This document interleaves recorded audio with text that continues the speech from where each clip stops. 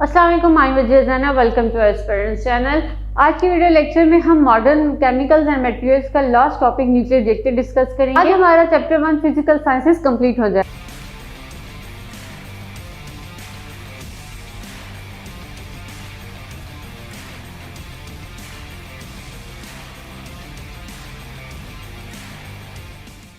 तो स्टार्ट करते हैं न्यूक्लियर रिएक्टर से। न्यूक्लियर रिएक्टर्स क्या होते हैं? न्यूक्लियर रिएक्टर ऐसी फैसिलिटी है जहाँ पे हम न्यूक्लियर फ्यूजन या फ्यूजन की जो रिएक्शंस हैं वहाँ पे उनको स्टार्ट करते हैं और वहाँ पे फिर उनको क्या करते हैं, कंट्रोल करते हैं। न्यूक्लियर फ्यूजन रिएक्शंस करवा के हम वहाँ से जो इलेक्ट्रिसिटी जनरेट करते हैं, जो हमारे पास हीट जनरेट होती है, उसे हम क्या करते हैं, इलेक्ट्रिसिटी जनरेट करते हैं अपनी जो एनर्जी की नीड है उसको पूरा करने के लिए। जिसमें ये सारा रिएक्शन हो रहा होता है उसको हम क्या बोलते हैं, न्यूक्लियर रिएक्टर। न्यूक्लियर रिएक्टर में जो मेन प्रोसेस हो रहा होता है ज़्यादातर वो हमारे पास क्या होता है, न्यूक्लियर फिजन। न्यूक्लियर फिजन हम आगे भी डिस्कस कर चुके हैं कि न्यूक्लियर फिजन ऐसा रिएक्शन है जहाँ पे एक एलिमेंट जो होता है वो डिवाइड कर रहा होता है into two element, to smaller molecules, ठीक है। इसी तरह से जब वो चेंज होते हैं साथ में हमारे पास क्या होती है, एनर्जी रिलीज होती है। एनर्जी के साथ साथ हमारे पास क्या रिलीज होते हैं, न्यूट्रॉन्स रिलीज होते हैं in the process of nuclear fission. ये जो न्यूट्रॉन्स रिलीज होते हैं इनके पास एबिलिटी होती है कि वो जाके फर्दर किसी और एलिमेंट को क्या करे, कोलाइड करे और उसको स्प्लिट कर दें इनटू टू और साथ में क्या करें, न्यूट्रॉन रिलीज करें। इसी तरह से यहाँ पे 3 नंबर होता है। इसी तरह से जो एक न्यूट्रॉन है उसके पास एबिलिटी होती है कि वो अगले को जाके करे, उसको 2 नेक्स्ट स्मॉलर मॉलिक्यूल्स में कन्वर्ट कर दे और न्यूट्रॉन्स को क्या करे, रिलीज करे। इसी तरह से ये जो न्यूट्रॉन्स हैं ये फर्दर एक एलिमेंट को क्या करते रहते हैं, कोलाइड करते रहते हैं और स्प्लिट करते रहते हैं। इसी तरह से ये जो रिएक्शन आता है इसको हम बोलते हैं चेन रिएक्शन। जो चेन रिएक्शन है वो न्यूट्रॉन्स की वजह से होता है कि जो एक न्यूट्रॉन है वो जाके एक अगले एलिमेंट को जाके कोलाइड करेगा, उसको स्प्लिट कर देगा इनटू 2 स्मॉलर मॉलिक्यूल और बहुत ज़्यादा यहाँ पे एनर्जी रिलीज होती है, न्यूट्रॉन्स रिलीज होते हैं। ये जो न्यूट्रॉन्स हैं इसी तरह से ये जो सारा रिएक्शन करते रहते हैं इसको हम बोलते हैं चेन रिएक्शन। इस रिएक्शन को कंट्रोल करके अपनी फैसिलिटी के लिए हमारे पास जो एनर्जी प्रोड्यूस करनी होती है, इलेक्ट्रिसिटी प्रोड्यूस करनी होती है, वो प्रोड्यूस करने के लिए हम जो रिएक्शन को कंट्रोल करते हैं वो हम किस में करते हैं, न्यूक्लियर रिएक्टर्स में। अब हम देखते हैं कि जो जनरल न्यूक्लियर रिएक्टर है उसका मैकेनिज्म क्या है। अगर हम न्यूक्लियर रिएक्टर का जनरल मैकेनिज्म देखें कि जो वर्किंग प्रिंसिपल है न्यूक्लियर किसी रिएक्टर का वो क्या है, तो हम क्या करते हैं, एक वैसा यूज करते हैं जिसमें हम रिएक्शन करवा रहे होते हैं। जब वहाँ पे न्यूक्लियर रिएक्शन हो रहा होता है, न्यूक्लियर फिजन रिएक्शन, तो उसको क्या करते हैं हम कंट्रोल रोड्स की वजह से, क्योंकि हम उसे कंट्रोल कर सकते हैं कंट्रोल रोड्स की वजह से। जब उसे कंट्रोल रोड्स की वजह से उस रिएक्शन को कंट्रोल किया जाता है तो फिर से वो अपनी मर्जी से वहाँ पे जो हीट रिलीज होती है उसको कैप्चर करते हैं, ऑब्जर्व करते हैं with the help of the coolant, जो भी हम मॉडरेटर या कूलेंट यूज कर रहे होते हैं। उन कंट्रोल रोड्स की वजह से जब हम उसे कर लेते हैं फिर वहाँ पे जो हीट होती है वो स्टीम में कन्वर्ट होती है। स्टीम से फिर जो हमारा जो टर्बाइन है उसको जाके क्या करती है, ऑन करती है। उस टर्बाइन से फिर वो जब ऑन हो जाएगा, जो स्टीम होगी वो कन्वर्ट होगी with the help of the generator into electricity. जब इलेक्ट्रिसिटी में कन्वर्ट होगी तो इस तरह से फिर जो आगे सारी जो होती है हमारे पास जो एनर्जी होती है वो सप्लाई करती हैं। तो ये एक जनरल मैकेनिज्म है कि किस तरह से जो न्यूक्लियर रिएक्टर्स हैं वो काम करते हैं। और जो न्यूक्लियर रिएक्टर्स हैं वो डिफरेंट है, डिफरेंट टाइप्स हैं उनकी। हर एक में जो प्रेशर है, जो कूलेंट है, जो मॉडरेटर हम यूज कर रहे हैं वो डिफरेंट है। अभी हम आगे देखते हैं different types of nuclear reactor. Discuss करने से पहले हम देख लेते हैं कि न्यूक्लियर रिएक्टर के जो मेन कंपोनेंट्स हैं वो कौन कौन से हैं। तो पहले हमारे पास है फ्यूल असेंबली। फ्यूल असेंबली में क्या होता है कि हमारे पास जो कंट्रोल रॉड्स हम यूज करते हैं, फ्यूल रॉड बोलते हैं हम उनको, वो होती हैं और एक न्यूक्लियर रिएक्टर होता है जिसके अंदर फिसाइल मटेरियल, जो हम अगर यूरेनियम या प्लेटिनम यूज कर रहे हैं तो वो वाले मटेरियल्स होंगे और हमारे पास क्या होंगी, कंट्रोल रॉड्स होंगी जिसको हम फ्यूल रॉड्स भी बोलते हैं। और ये सारी अरेंजमेंट होती है जिस कोर में हो रही होती है उसे हम रिएक्टिव कोर बोलते हैं या रिएक्टर कोर बोलते हैं। नेक्स्ट हमारे पास क्या है, कूलेंट सिस्टम। जब हम रिएक्टर कोर में जब ये सारे फ्यूल कंट्रोल और रिएक्शन को हम कंट्रोल कर रहे होते हैं, वहाँ पे जो हीट प्रोड्यूस हो रही होती है उसको कूल या ऑब्जर्व करने के लिए जो हम कूलेंट यूज करते हैं, कूलेंट सिस्टम उसको बोलते हैं। यहाँ पे हम डिफरेंट जो टाइप्स है हम आगे पढ़ेंगे न्यूक्लियर रिएक्टर्स की, उनमें डिफरेंट मॉडरेटर यूज होते हैं और डिफरेंट कूलेंट सिस्टम होते हैं। हम वाटर यूज करते हैं, किसी में हम सोडियम यूज करते हैं। इस तरह से एक कूलेंट सिस्टम होता है जो हीट प्रोड्यूस हो रही होती है रिएक्टर कोर में उसको क्या करती है, ऑब्जर्व करती है। नेक्स्ट हमारे पास क्या है, टर्बाइन्स एंड जनरेटर।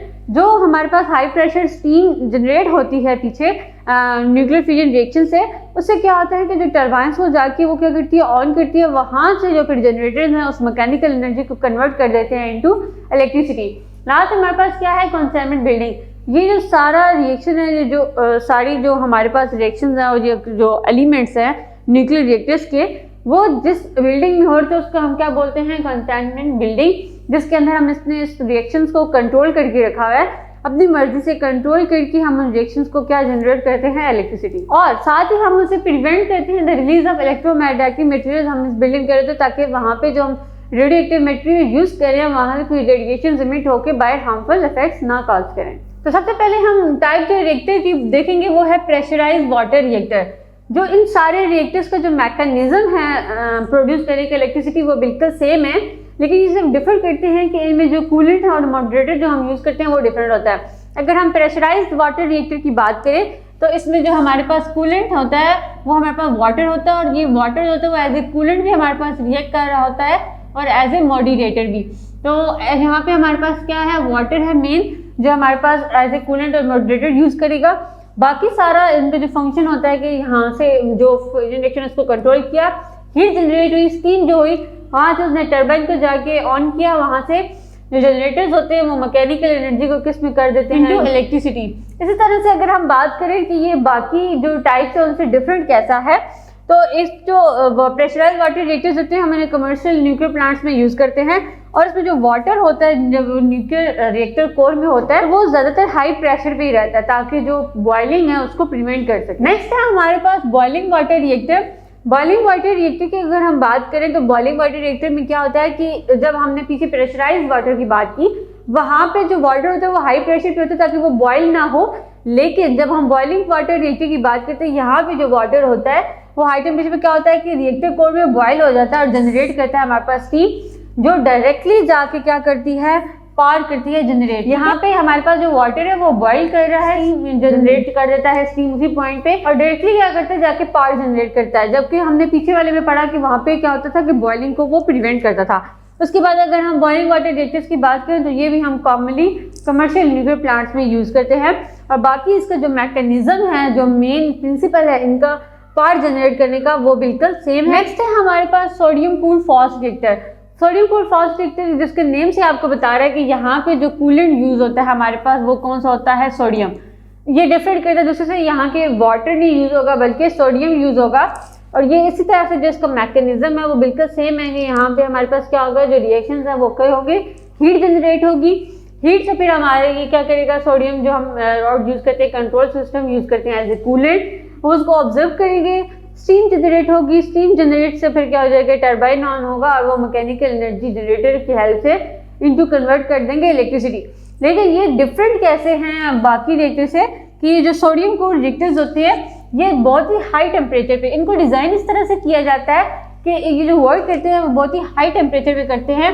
इसकी वजह से जो इलेक्ट्रिसिटी जनरेट होती है वो ज़्यादा एफिशिएंटली जनरेट होती है एज कम्पेयर टू जो हमने जो वाटर बॉइल्ड और प्रेशराइज्ड वाटर रिएक्टर पढ़ा था, और ज़्यादातर ये अपने फास्ट न्यूट्रॉन स्पेक्ट्रम की वजह से जाना जाता है। नेक्स्ट है हमारे पास सेवन, जिसको हम बोलते हैं कैनेडा ड्यूट्रियम यूरेनियम रिएक्टर। इसमें आपको समझ आ गया कि हमने पीछे हैवी वाटर में जिस तरह पढ़ा कि हैवी वाटर जो यूज़ किया जाता है इनटू द न्यूक्लियर रिएक्टर, यहाँ पे जो हम वाटर यूज़ करते हैं वो हम कौन सा यूज़ करते हैं, heavy water deuterium oxide DTO।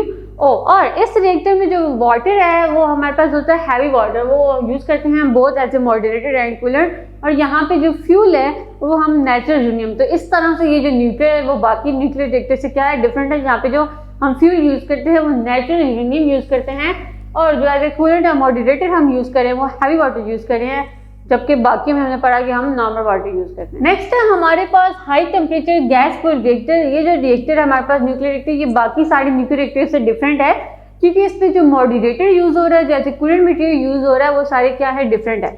अगर हम देखें तो यहाँ पे जो हम एज ए कूलेंट यूज़ करते हैं मटेरियल, वो हमारे यूज़ करते हैं हीलियम या मिक्सचर ऑफ हीलियम गैसेज या कार्बन डाइऑक्साइड। इसमें जो हमारे पास कूलेंट है वो हीलियम यूज़ हो रहा है, और जो ग्रेफाइट है वो सर्व कर रहा होता है एज ए मॉडरेटर। जैसे आप डायग्राम में देख भी रहे हैं कि ये जो कोर है यहाँ पे ग्रेफाइट वो क्या हो रहा है, एज ए मॉडरेटर यूज़ हो रहा है, और जो हीलियम है वो हमारे पास क्या यूज़ हो रही है, एज ए कूलेंट। और सबसे अलग बात ये है कि इसमें जो पार्टिकल जो हम फ्यूल यूज़ करते हैं वो सिरामिक कोटेड पार्टिकल्स होते हैं। तो इस तरह से यहाँ पे जो भी हमारे पास जो रिएक्शन होगा उससे एज ए कूलेंट में से क्या होगा, एनर्जी जो हीट होती है उसको एब्जॉर्ब करते हैं, एब्जॉर्ब करके वो फिर टर्बाइन और जनरेटर के थ्रू क्या होते हैं, इलेक्ट्रिसिटी में कन्वर्ट होते हैं। तो जो इनके सारे न्यूक्लियस के मैकेनिज्म थे वो क्या है, बिल्कुल सेम है, लेकिन बस इनमें जो एज ए हम कूलेंट यूज़ करते हैं, मॉडरेटर यूज़ करते हैं, जो फ्यूल यूज़ करें, इनकी बेसिस पे हम क्या करते हैं, न्यूक्लियर रिएक्टर्स को डिवाइड करते हैं। तो ये था हमारा आज का लेक्चर, जिसमें हमने न्यूक्लियर रिएक्टर्स के बारे में पढ़ा कि न्यूक्लियर रिएक्टर में किस तरह से हम न्यूक्लियर फ्यूजन और न्यूक्लियर फिजन के रिएक्शंस को कंट्रोल करते हैं और अपनी जो एनर्जी क्राइसिस है, एनर्जी की जो रिक्वायरमेंट्स एंड नीड्स हैं, उसे इलेक्ट्रिसिटी में कन्वर्ट करके यूज़ करते हैं, और किस तरह से न्यूक्लियर रिएक्टर्स आपस में डिफरेंट करते हैं। या तो उनमें जो कूलेंट है वो डिफरेंट यूज़ हो रहा है, उनमें मॉडरेटर जो यूज़ हो रहा है, उनमें जो फ्यूल है वो हम डिफरेंट यूज़ करें। इस बेसिस पे हम न्यूक्लियर रिएक्टर्स की टाइप्स को डिवाइड करते हैं और हमने देखे कि न्यूक्लियर रिएक्टर के मेन एलिमेंट्स कौन कौन से हैं। अब हमें फेसबुक के पेज पे फॉलो भी कर सकते हैं और व्हाट्सएप का ग्रुप भी ज्वाइन कर सकते हैं, जिसका नंबर आपको डिस्क्रिप्शन बॉक्स में मिल जाएगा।